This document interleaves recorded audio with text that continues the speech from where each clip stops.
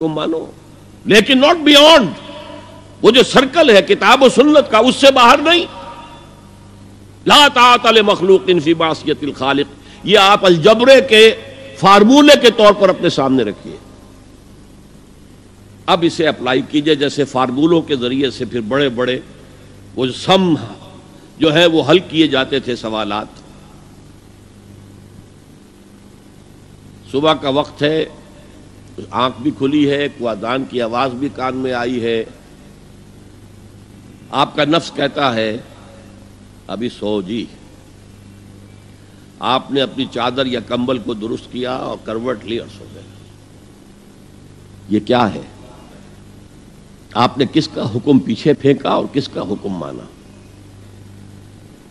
اللہ کے حکم کو پیچھے پھینک دیا، نفس کے حکم کو آگے رکھا. یہ شرک، اس شرک کو جاننے والے بہت کم ہیں. مولانا روم نے خوب کہا تھا، نفس ما ہم کم ترس فرعون نیست لیکن ایراعون نیست. میرا نفس بھی فرعون سے کم نہیں ہے. فرعون نے کہا تھا نا الیس لی ملک مصر وہذہ الانہار تجری من تحتی، کیا اس ملک مصر کی حکومت میری نہیں ہے؟ اور سارا جو یہ آب پاشی کا نظام ہے، انہار کا نظام ہے، وہ میرے کنٹرول میں نہیں ہے؟ جس کا چاہوں موگا کھلا رکھوں، جس کا چاہوں بند کر دوں. یہ تھا خدائی کا دعویٰ، انا ربکم الاعلی. تو مولانا روم کہتے ہیں میرا نفس بھی اس سے کمتر نہیں ہے. وہ کہتا یہ جسم میرا ہے، اس پر میرا حکم چلے گا. میں نہیں جانتا کون اللہ کون رسول، کیا حرام کیا حلال. تو فرعون سے کم تو نہیں ہے میرا نفس. لیکن ایراعون، اس کی بہت مدد تھی، فوج تھی، لاؤ لشکر تھا، تو اس نے زبان سے بھی کہہ دیا کھل کر انا ربکم الاعلی. میں مسکین ہوں، غریب ہوں، میرے پاس کوئی طاقت نہیں ہے، میں زبان سے تو کچھ نہیں کہہ سکتا، اندر سے میرا نفس یہی کہتا ہے. یہ نفس کی حکومت قرآن کہتا ہے. میں حیران ہوتا ہوں، دو جگہ یہ مضمون آیا ہے. ارأیت من اتخذ الہہ ہواہ افانت تکون علیہ وکیلا. اے نبی تم نے دیکھا اس شخص کو، اس کے حال پر غور کیا جس نے اپنی خواہش نفس کو اپنا الہ بنا لیا ہے. اللہ اکبر. الہ، لا الہ الا اللہ، کلمہ توحید کا مرکزی لفظ یہاں آ رہا ہے. من اتخذ الہہ ہواہ، جس نے اپنی خواہش نفس کو اپنا معبود بنا لیا، الہ بنا لیا. افانت تکون علیہ وکیلا، کیا آپ ایسے شخص کی کوئی ذمہ داری لے سکتے ہیں؟ سود حرام ہوا کرے جی، حرام ورام، ہمارا دھندا جو ہے وہ آگے بڑھ نہیں سکتا. تو اللہ کے حکم کو پیچھے ڈالا، نفس کے تقاضے کو آگے رکھا. کون معبود ہے آپ کا؟ نام عبداللہ رکھیے، نام عبد الرحمن رکھیے، ہے عبد النفس، نفس کے بندے، نفس کے غلام.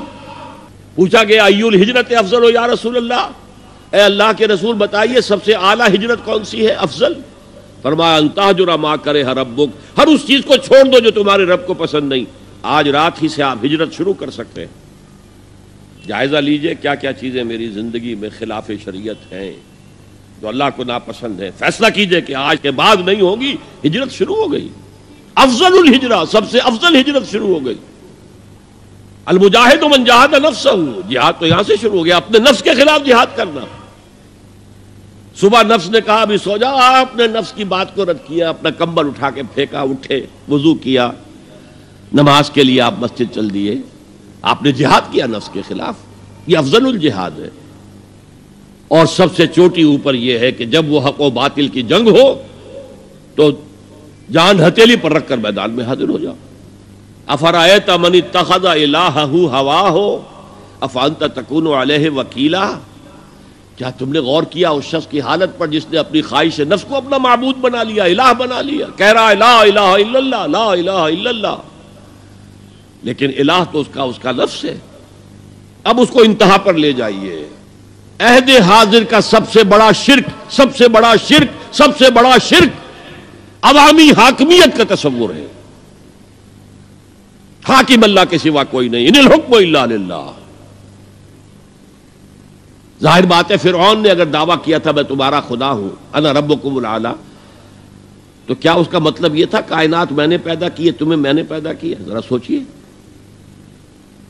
کیا وہ بزرگ موجود نہیں ہوں گے جنہوں نے اسے دیکھا ہو کہ آج اس کی ولادت ہوئی تھی، کل اس کی کوئی اور سیری بنی ہوئی تھی؟ یہ سب کیسے دعویٰ کیا تھا؟